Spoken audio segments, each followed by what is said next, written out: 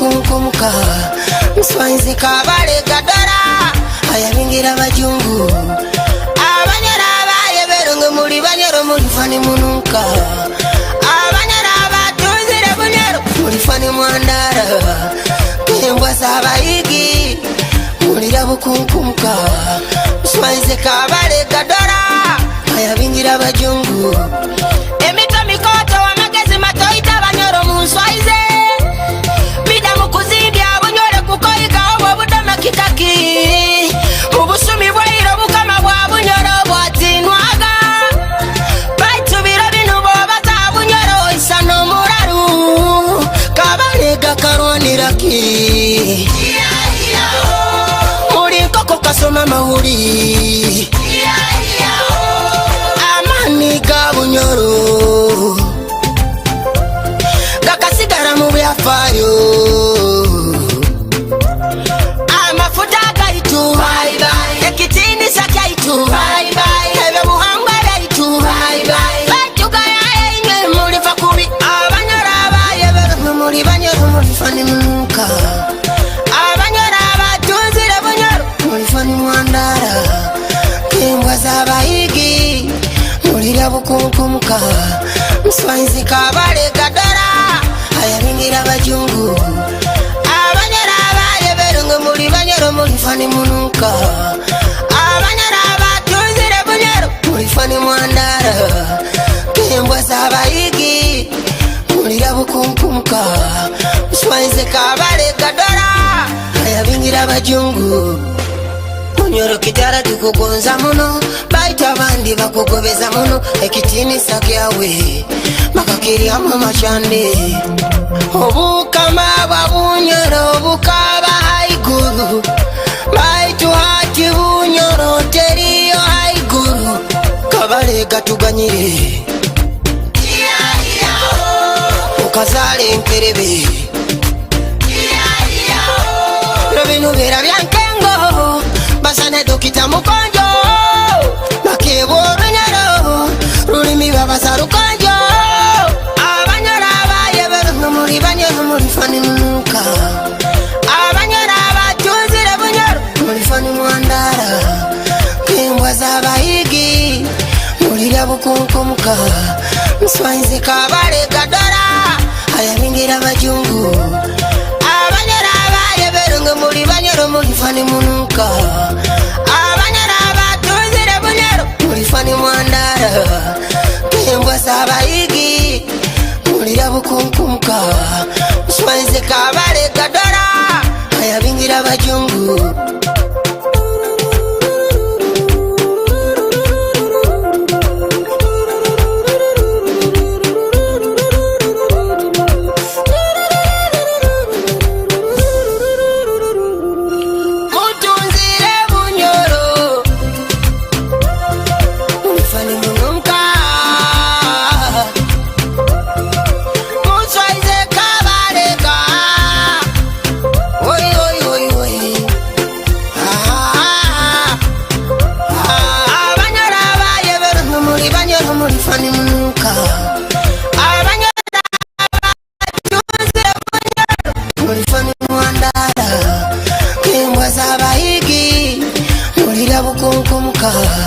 Mswaizi kabale gadara ayabingira bajungu abanyara abaye bero muri banyero muri fani munuka abanyara abatuzire bunyero muri fani mwandara kembwa zabayigi muri bukunkumuka Mswaizi kabale gadara ayabingira bajungu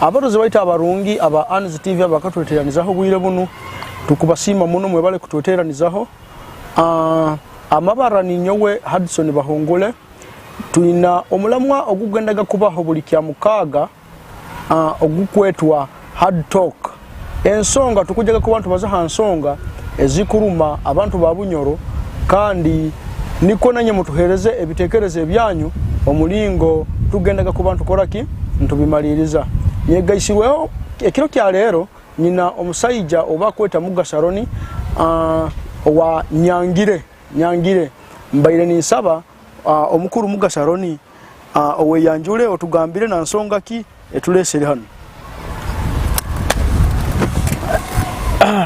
abakuturora Anz TV semero muno management ya Anz TV ku post me.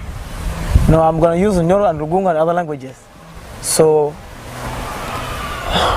by names I'm called Mugasaroni aka Nyangire. Ni zirahano wa TV ya Anz. Ma program ya Hard Talk. Kubaza ebintu bikuru mabanyoro. So in English I would say I've come to raise the voice and amplify on the problems we are facing as we the Banyoro, particularly in the entire country. But the major issue is I'm fighting and echoing the voice of marginalization of the Banyoro. That we the Banyoro in this government, we are Musonga zone as a government. We are not even considered. We are not considered at all. Webale muno omukoro. So nebikebyo. Webale muno omukoro Roney. Ensonga ya mani muno etulesere hano eri tukwenda kubaza ha nsonga ya mafuta.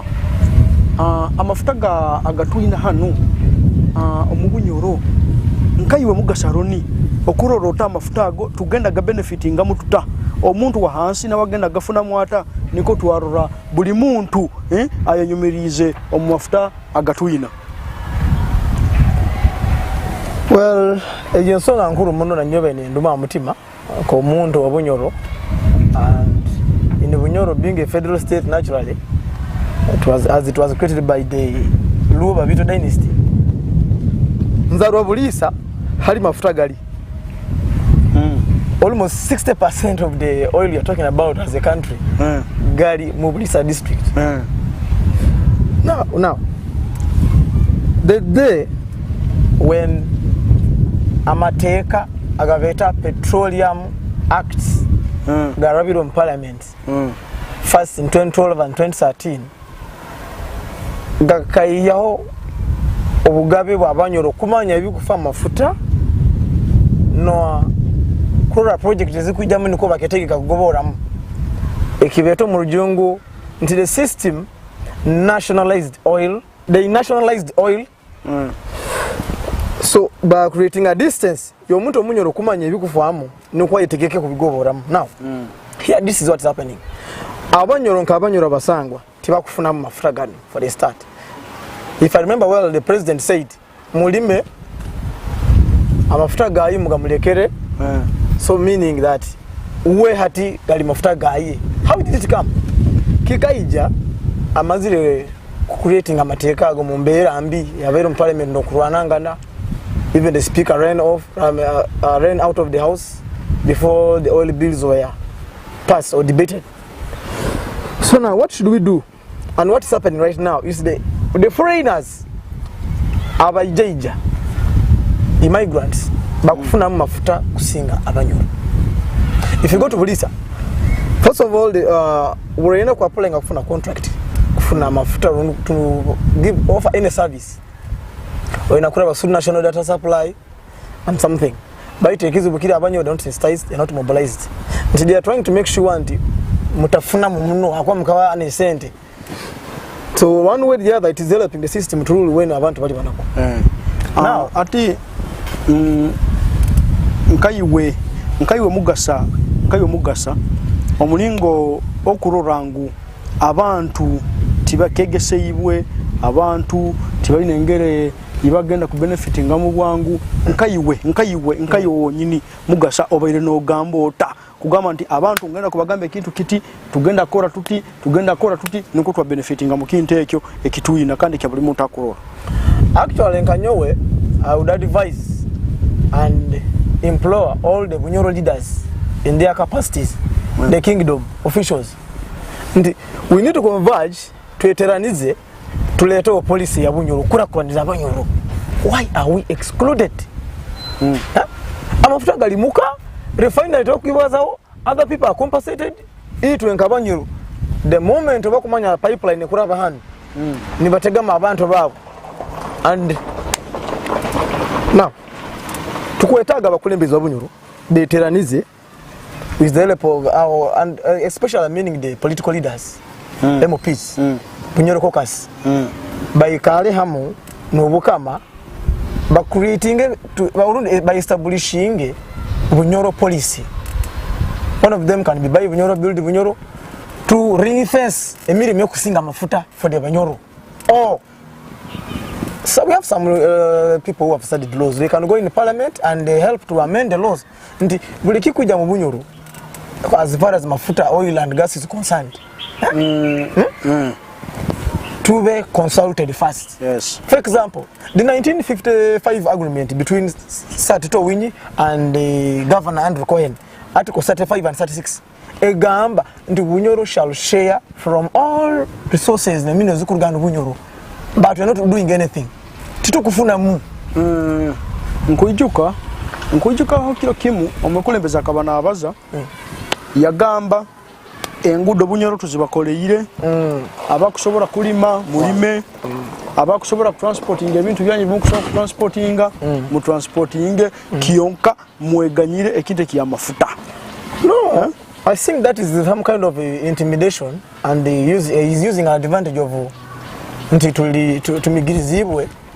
First of all, we lack higher institution of learning like university. University has become a song every day for years. Region zone, it is Bunyoro that is lacking university. And establishment of the university before Museveni came to power, we had almost only 3 public universities, but right now we are in 50-something. 50-something, so, around 20 public. So wait, lead down. Ekyokora engudo, it is true engudo zikozerwe, but with what intention? Buli hali resources ziri mu Uganda engudo zikozerwe, abantu abari mu bamigirizibwe. What should we do? And we are calling our people who are oppressed na abakulembezi babe na agenda yokurwanira omuntu wa hansi ngo Munyoro harimo emirimo etakwetagisa abagwira. Oil and gas, for example, we are still on the issue of oil and gas. Bokura from the Ministry of Energy. The only Munyoro who has prominently worked in oil and gas was Frederick Kabagambe Kalisa, former PS, with 35 years of experience. But the ministry is led by an artist. That's Nanka Minister of Energy, who has no expertise in this industry. So we are trying to see that the system is trying to block us from direct and indirect participation and beneficiary from the oil. So mwebale muno tukyali ha ANZ TV, tukyali ha nsonga ya mafuta. Nkwenda omukuru mugasa ebintu byono bibalize. Kyonka ekintu ensonga yinkwenda kubanza kuwetegereza kurungi. Nkwenda kubanza kuwetegereza abantu bwire buno bagenze basomeseyibwe bata. Now kurola ba benefitinga omukintu kya mafuta. The moment when you are realizing that there is some kind of operation in this area of ours where you are born and this federal state, here I'm raising a view na idea ogamba nti ebintu ebikusinga tunakwefuga Abanyoro. That's what we call federal. Ebintu ebikusinga muno projects is very established before even NRM came to power. It's been managing well, but right now we have lost each and everything. We are seeing increase in sugarcane. Obo ni mukwaza ante abiyenfuna. Ebiyenfuna biri mu Bunyoro. Twika ina sukali ne bikaijo. Sukali yegi yakinyara ne tusasiningaho. Ntulima ne taaba amajani.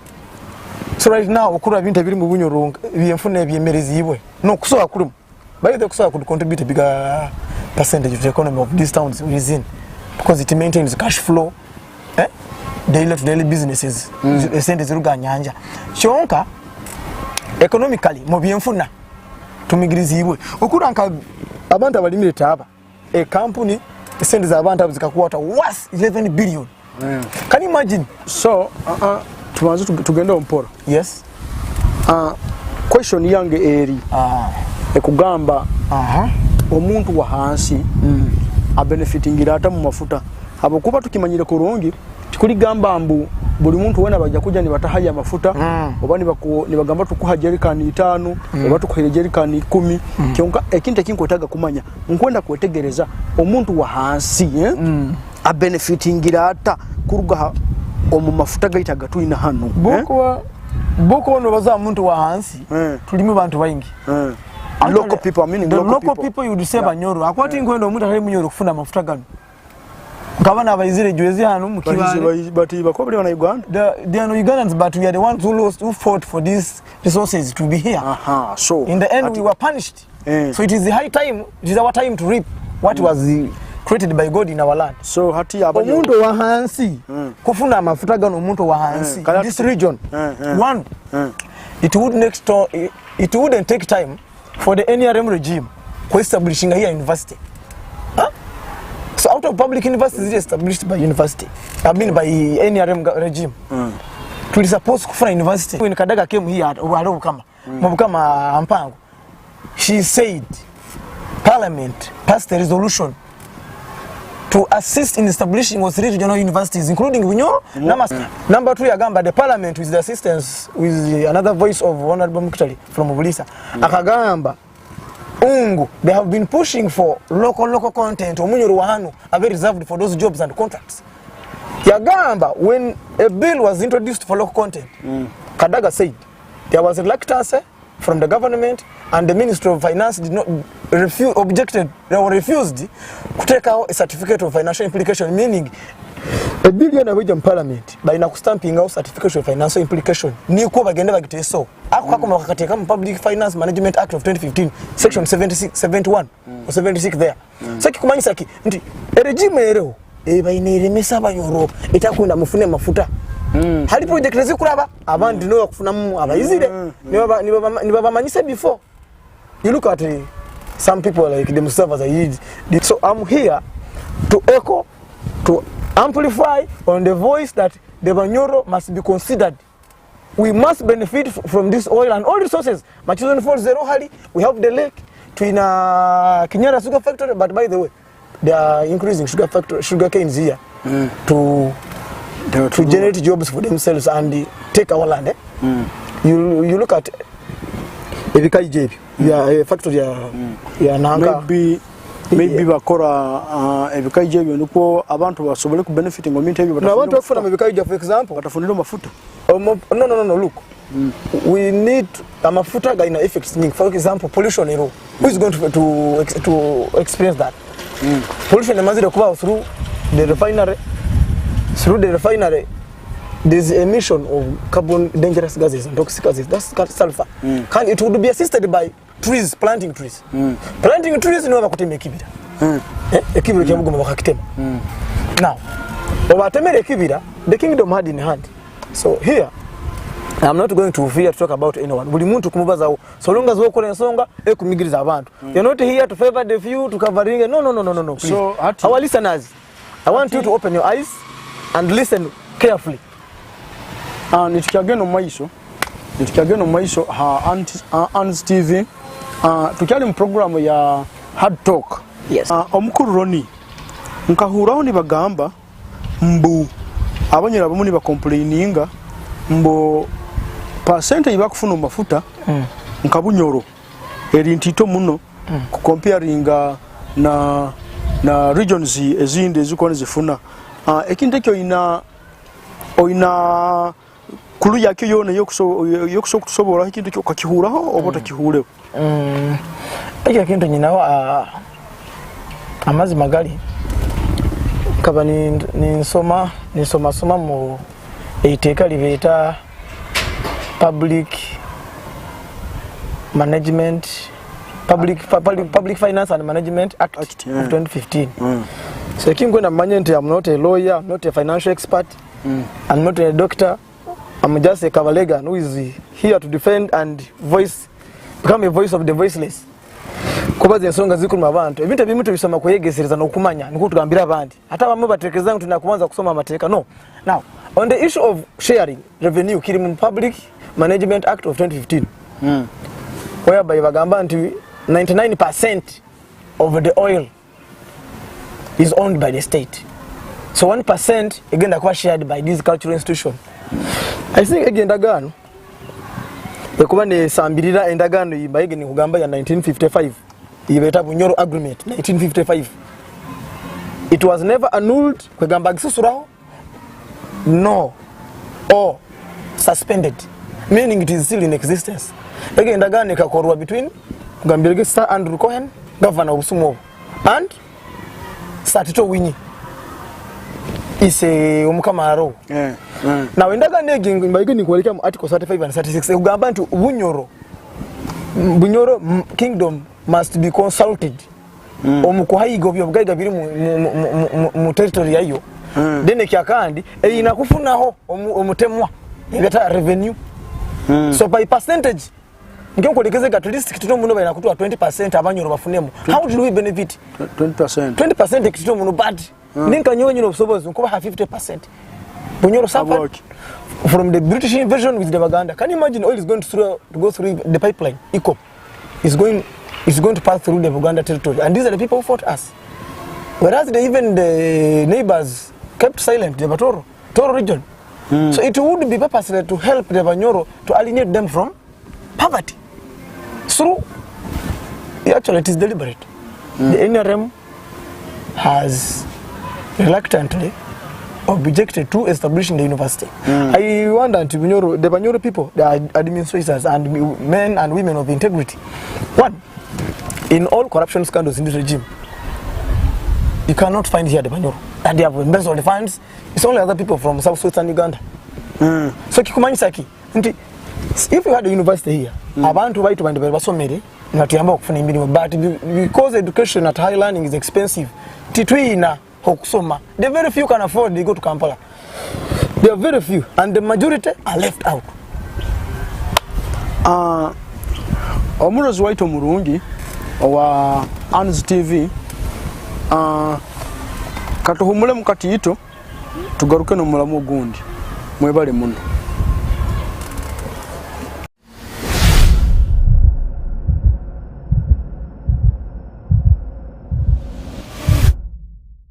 Mwebale yo omuruhumura waito rutitorwo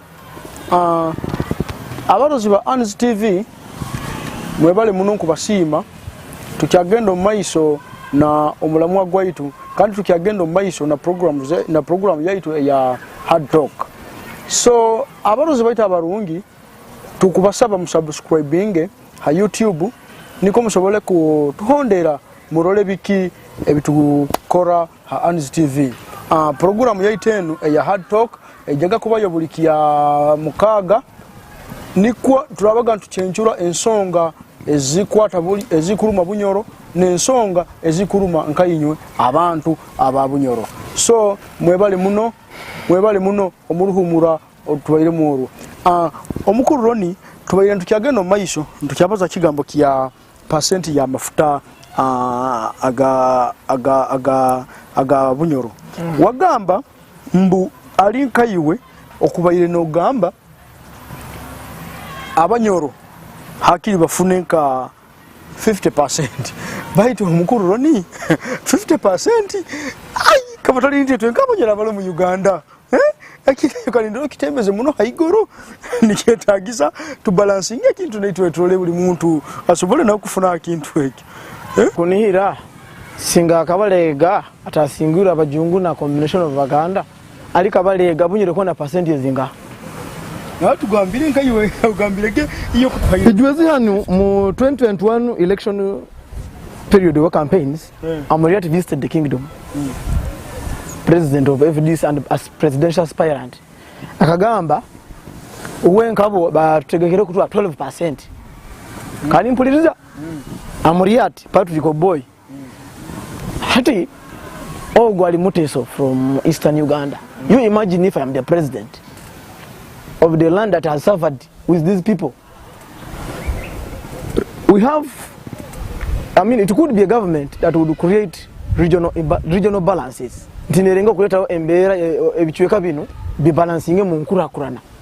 But it has failed because of personal interest. Huh? So nikiomba ege ni kugamba nti hanu kama mafuta hanu, instead of nationalizing it, we would have at least federal agenda. No gamba nti abanyoro kamba reservingire okinu. Or I negotiate with them which percentage. But kibakoze through the parliament. That was the 11th parliament of Kadaga. Bakarebe tekali yabu ni kwa mafuta bagefuga kuli from the state. Now it is the state, even the parliament has no power by the over electricity, I mean over oil and gas. Our material bakoze gaveta Petroleum Exploration and Development Act.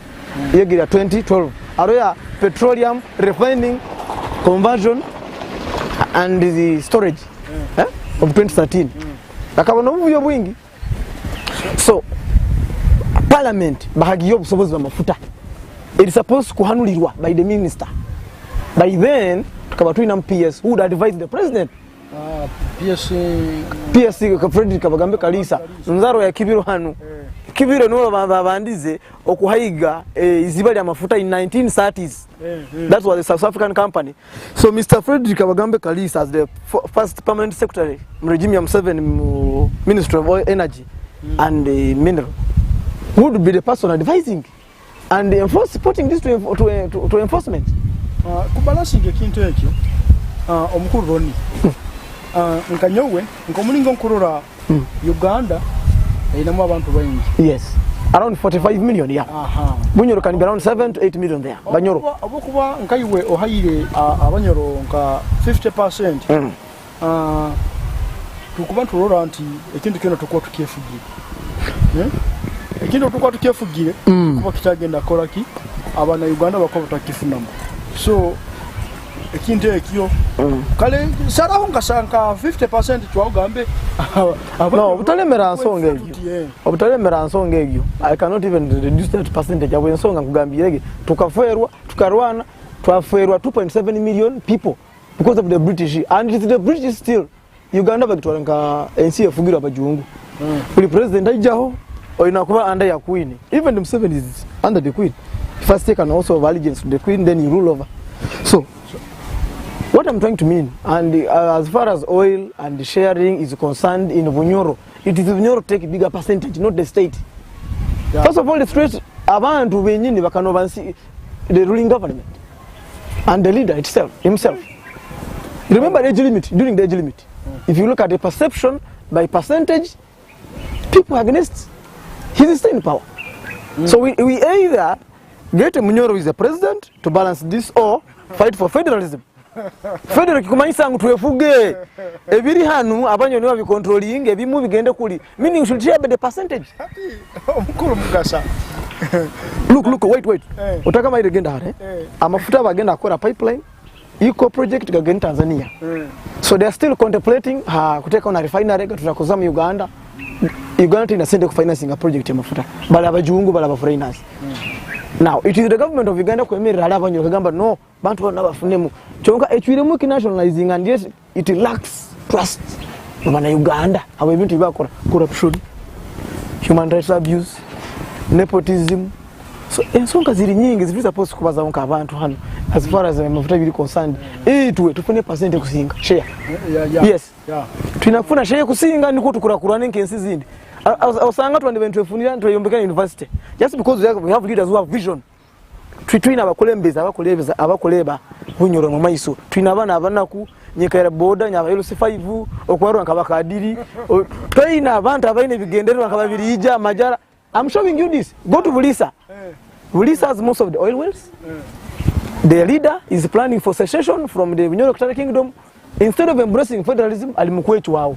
Now, it is still weakening the kingdom, the Bunyoro. So in the time when the Bulisa can be attacked by any invasion, who would fight for them? They are claiming to have the kingdom cultural institution. It is nonsense. But we should consider ourselves in a federal state. So, omurozi waito murungi tukyagenda mu maiso na program yetu ya Hard Talk. Ebintu ebitukubazaho tukubaza bintu ebikuluma abantu ba Bunyoro, tukubaza hakintu ekikwata hali omuntu wonyini ali mu Bunyoro kandi akulumirwa obunyoro bwawe nomunayigana tukubazaho n'omufirika bayite ekikulu muno saha zinu omunyoro nwaki asingire kumigirizibwa na bintu ebugaiga bye ogwo anyakuli mu Bunyoro ayazalirwe hanu Bunyoro iri mu mahanga mayingi abanyoro abagahya abagangaizi abagungu abaluo bana balikirya ndongo abayaga itwena tuli hanu nito abamigirizwe kusinga kandi nito abakusinga obugaiga by the way man do we even have gold people don't know the things so kilogozi kunu musajja mukuru and in Chigore around there there's some uranium according to what I was reading through the seismic studies. On research on your gold. Yes, I will tell them I will give more program as garuka but for the time being ebike bituko bagambiraho biri nsonga za mani zikuruma abantu kandi bikuru muno tukwetaga Munyoro ali hanu ekiga mu Munyoro kimanyiso mulodi toli suppose ko muna kugende kubo muhinya omulodo ina kimanyiso mulodo ina sente meaning resources ziri antu zikozese so tuli suppose ko tukora buhinya nka mahanga gandi no very good yes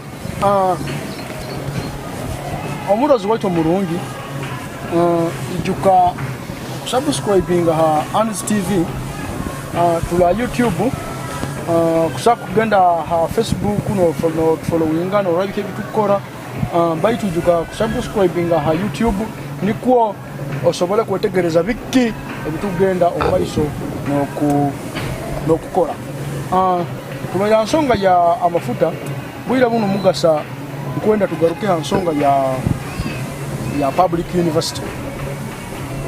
Well, ukaba tugamba public university tugenda gifuna mu Bunyoro. President ya jahanu I remember one day akabali duhaga yatugamba kufuna itaka wale kufuna itaka bagenda kutuhereza university batugamba mu this financial year public university ya Bunyoro igenda kuba mu kyonka ekinta kikuhuniriza mbu public university mu this financial year mu budget ya somerwe public university ya Bunyoro tabimu public university tabimu tukabaho na MP omwe MP yatugamba Abanyoro muikalire mutekane MP yoko mubaze oha wanga wa constituency ki wa Hoima district ogo nuwe MP omukazi Hoima district baby face yes. Aba bagena kora make up in parliament nayo MP yatugamba public university bagena kwesiga make up in parliament they have no idea I'm telling you look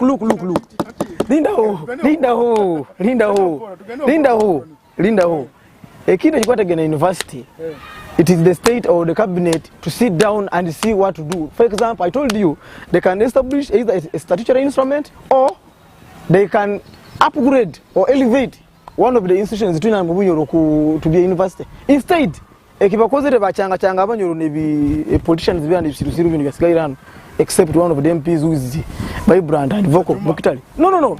Tinko Juma.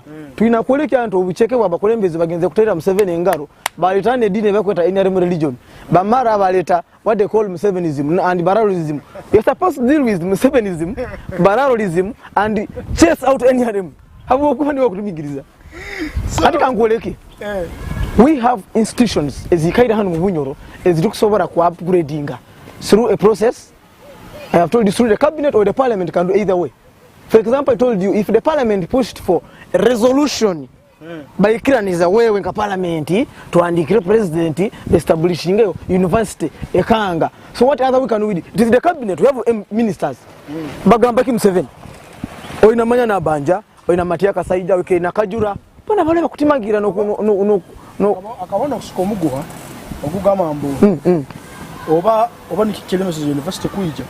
Kufuna ombu tukwende bekibale. Kutega bemasindi tukutaka tukitekeka kumiro kale twaba abantu aba confused so oba niye nsonga je kusokurura mu university nikyo etakayozo okay no ekizibu kimu gambiro ina political leaders who are sitting with the president but are just going to wash his legs nkaba disciples abasomesa beguze yese bigere instead of telling him the issues we are having. What is it to establish the university? They can take around 200 billion. If they can offer, if the parliament can allocate release funds for projects zali magazine nkenzige. Why not to pass money for the university? What is it hard? Eh? I am telling you, we have leaders who have no vision for this area. They are just proud because we are some parliament, government. They are earning. Look at this prime minister. Now, when you are so proud, I mean, happy. Trina prime minister. What is the issue with? We had floods in the Bulisa across Albertan region. No relief was funded. Instead, two, we have problems in oil compensation. We had aneskiza. Actually, aneskiza. Bakaniwenda kubambura MP buliso ko yegendereza lori atali nyakuoninga abantu bakula mafuta ba compensation bakaniwenda kumuterera yo na gamba abantu bayikirize kufuna milioni 5 compensation rate. I was like brokering for that because the land is not valued. So these are the people we have in Bunyoro. What should we do on the issue of the university? People supposed to know come any remove. In fact, if they refuse to care about you, why do you support it? In fact, hey, nikyo bali nyenda kukaguza banyenda kukaguza tukozere tutamukaituwe one twina abantu abasomere hano. We have the professors. I can begin with who. One of the professors is called Professor Mwakali, that is was structural engineering and bridges in Uganda, born in Bulisa. We have another there's a professor, I'm forgetting his name. Actually, we have so many people who study. They have so many, not to mention other may be abroad. So, to Kusomora, the shortest way and easiest way, like other institutions have been, universities have been established. I can see like Munt was a college. Fort Potro, they have 3. Others, Makerere started as a college. So I mean, we have one, Kabalega Teachers College, we have Technical College Kiema, we have Uhimba, we have even Blera. So one of them can be elevated instead of Kigumba. Become a university. Yes. Yeah. Yes. And nothing akatanikiwa bantu abunyo nothing. Pagi upgrading government yakifana public. So issue yokubaza hono gamambo issue yokubaza hombo tusobora kutandika a college. No, we can elevate kumasa wamini tukusobora kuongeza like Bulera or National Teachers College is Masindi. You give NTC, Kabalega NTC. To university. Yes. No, what do you mean? No, I mean if you want a public, we can apply. Or the private. I work in a private university. Some people who are financially stable. By to President. What financial mansos? President akatugamba tufune itaka. Itaka. It was a challenge. Akatugamba tufune hikabi 10 Yes. Can you imagine? Ekintu kyo okijukaho. Yes. Akatugamba tufune hikabi 10 then ko tusobole koraki tusobole kufuna tubazabazo wa university. No, I think that one was just to challenge, and he knows timuksa kufuna hikabina. Well, first of all, he has the intelligence. Aina ministers who report to him, Minister of Land, bamanyiteka little vacant, entirely vacant. So Mubunyo hano kwikaro kafuna hikabi 10 is it centered ya Mubunyo hano where to establish university might not be possible. So I think kuko norora nkai ngomulingo kuba norora. Yes. University nu tugiyeganyire oba tukole tuta university. University songa university nyonko Munyoro ko muntu wa hano what kanyongwe ngezere agyo question ngisaje garo kama muntu nko muntu university ya government ngabanyoro mugirugeo because baba to singire muno. Listen, baba to singire muno ngabanyoro is enough, and it's because of you have sleeper leaders. One time even in my last campaign came in Ulisa said Bunyoro should stop voting sleeping beauties in the parliament. We have sleeping beauties.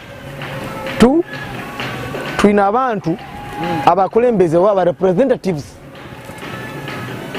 abatali vibrant abataka kubaliza ensonga zaitu bo bagenda kusimba ego waitu kandi region ezindi abandi bahagura ndi banyagani ni batwaro mwabo.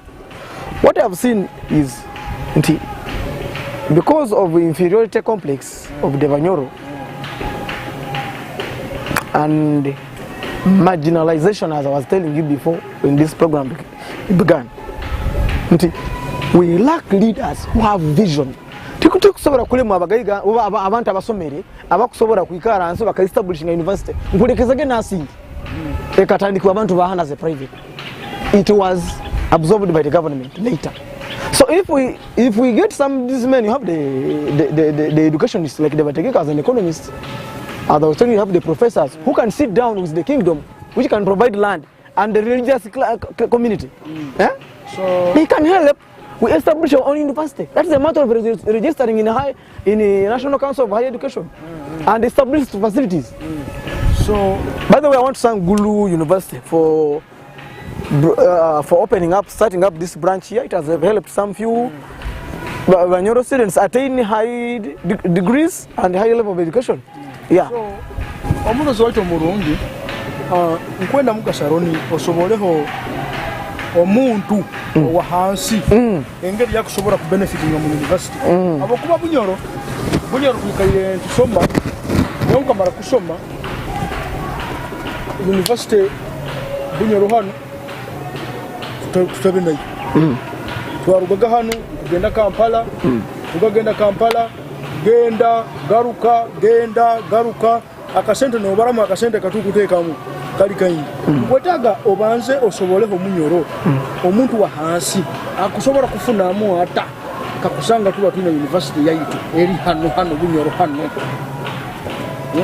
manyewe bono ja Kampala ora makererao no sanga those who have rentals or apartments, hostels bafunamu kandi iwe akuchumba akuchumba street akora kya supplying obo mulimi ofuna through your service ataina mulimo you can be employed as cleaners around that area it becomes cheaper for you all within this area tokuteka mwe sente kugenda kutura baitu kubagana instead of being idle.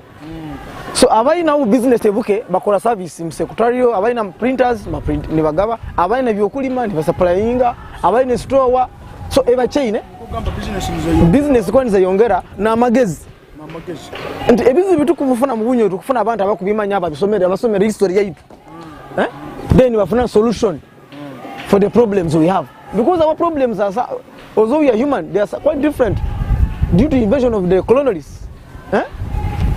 So up to now we don't know our history. People think Bunyoro is for Wagaya.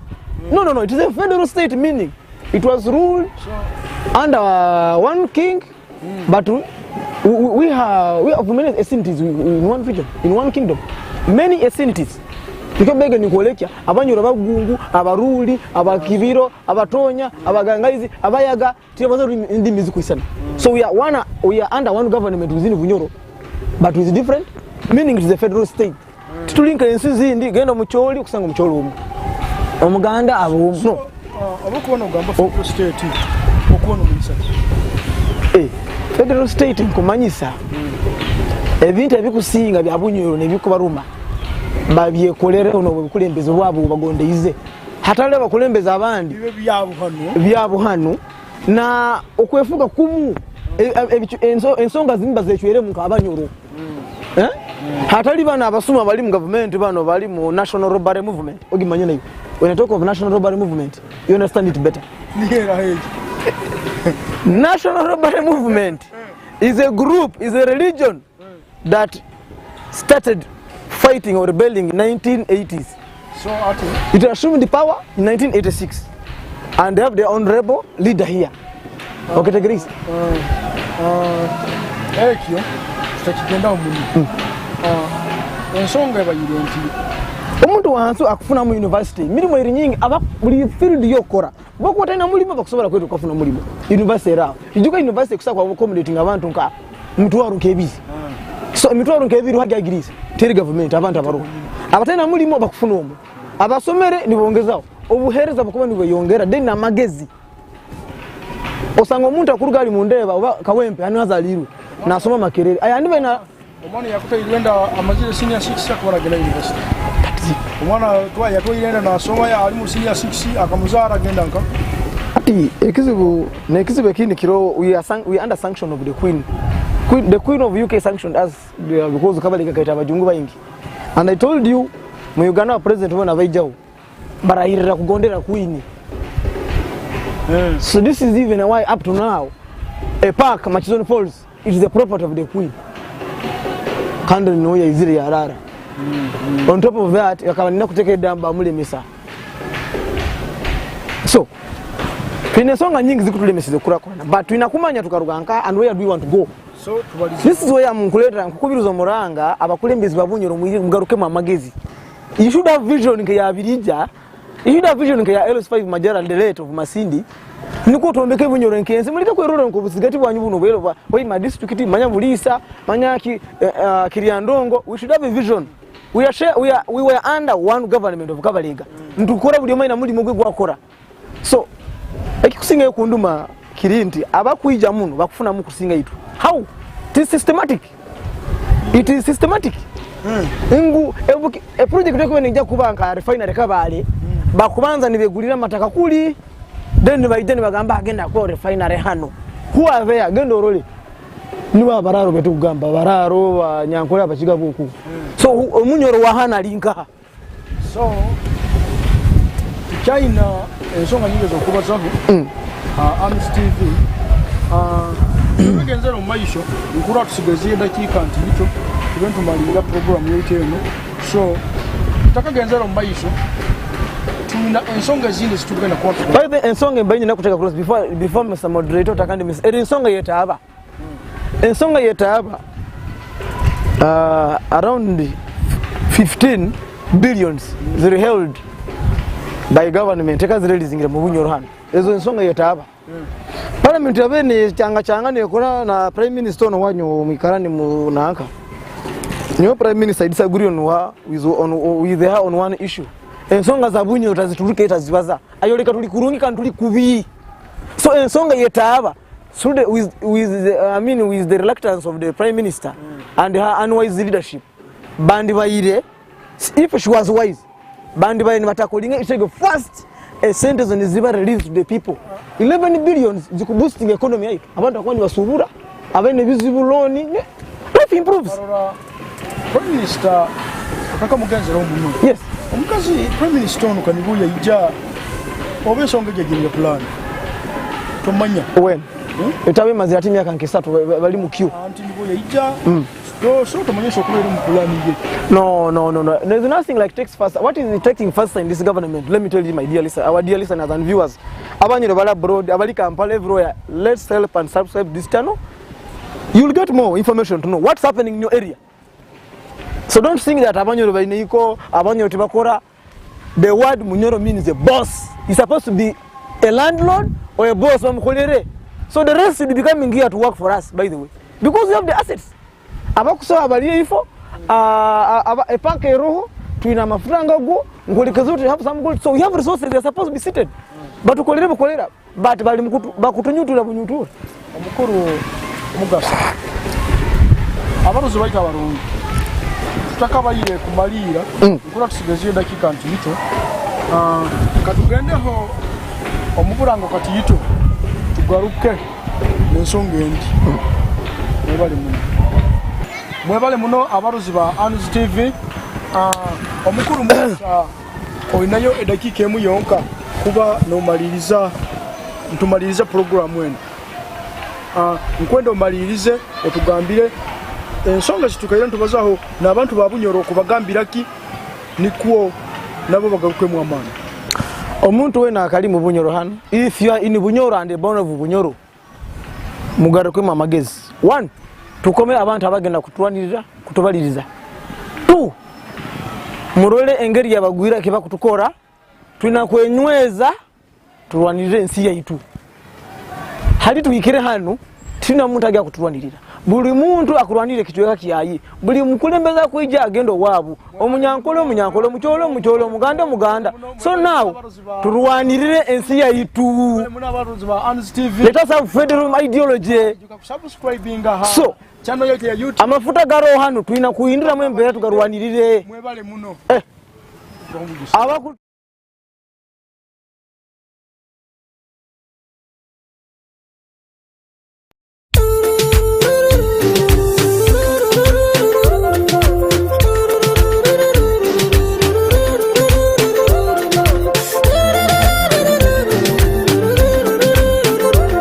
abanyoro abaye berungu muri banyoro muri fani munuka abanyoro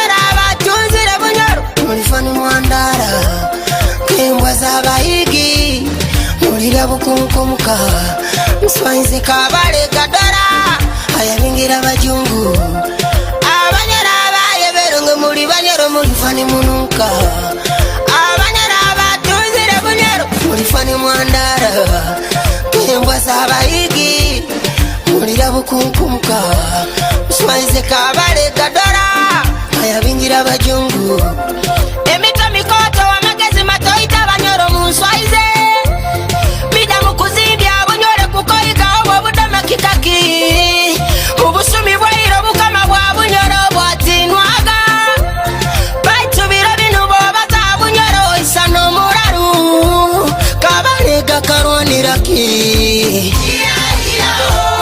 muri nkoko kasoma mahuri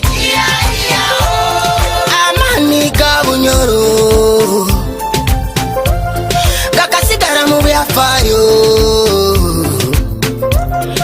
amafuta gaitu bye bye ekitini sakaitu bye bye ebe buhangwa gaitu bye bye batuga yaye muri fakuri abanyara abaye bero muri banyero muri fani munuka abanyara abatuzire bunyoro muri fani mwandara kembwa zabayigi muri rabukunkumka Mswaizi kabale kadora ayabingira bajungu abanyara abaye berungu muri banyero muri fani munuka abanyara abatuzire bunyero muri fani mwandara kembwa zabayigi muri rabukunkumka Mswaizi kabale kadora ayabingira bajungu Munyoro kitara tukugonza muno baita abandi bakugobeza muno ekitini sakyawe makakiri ama machande obukama babunyoro bukaba haiguru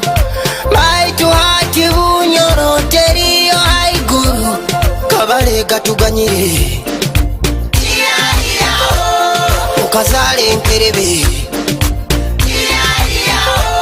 robinu bera byankengo basane dokita mukonjo nakebo runyaro rurimi babasa rukonjo abanyara abaye berungu muri banyero muri fani munuka abanyara abatuzire bunyoro muri fani mwandara kembwa zabayigi muri rabukunkumka Mswaizi kabale kadora ayabingira bajungu abanyara abaye berungu muri banyero muri fani munuka abanyara abatuzire bunyero muri fani mwandara kembwa zabayigi muri rabukunkumka Mswaizi kabale kadora ayabingira bajungu